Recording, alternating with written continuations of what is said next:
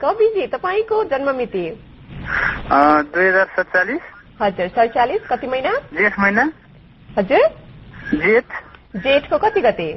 23 गते हजुर अनि समय बेलुका 8 बजे कुन ठाउँमा जन्मिनु भएको म काभ्रेमा अनि के को बारेमा जान्न चाहनुहुन्छ त मेरो चाहिँ पढाइ अनि जब स्वास्थ्य पारिवारिक स्थितिको बारेमा समग्र भविष्यको बारेमा समग्रमा भन्दाखेरि भविष्यको बारेमा हामी भन्ने नै छौं तपाईको जन्ममिति तपाईको चिना रेडी भइसकेको छ ओके तपाईको वृश्चिक राशि रहेको छ नक्षत्र विशाखा रहेको छ र नामाक्षर तोबाट आउने रहेको छ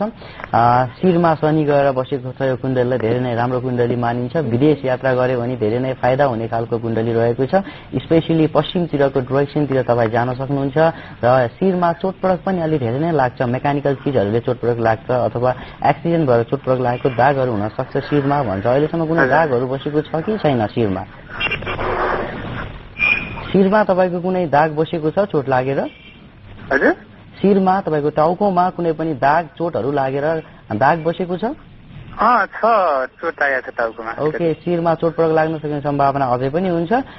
अरु हेल्थको कुरामा जाउँ हेल्थको कुरामा तपाईलाई दाँतको समस्या पनि आउँछ बोन्सहरुको समस्या आउँछ र सामान्य प्रेसरको समस्या आउँछ यदि समस्याहरु तपाईलाई हेल्थमा आउँछ त्यसपछाडि एजुकेसनमा जाउँ तपाईले पोलिटिक्स पढ्नुभयो अथवा ल कानून पत्रकारिता यी चीजहरु पढ्नुभयो भने तपाईलाई यसबाट धेरै नै राम्रो हुन्छ तपाईको वैवाहिक जीवनतिर पनि जाउँ ओके भन्नुस्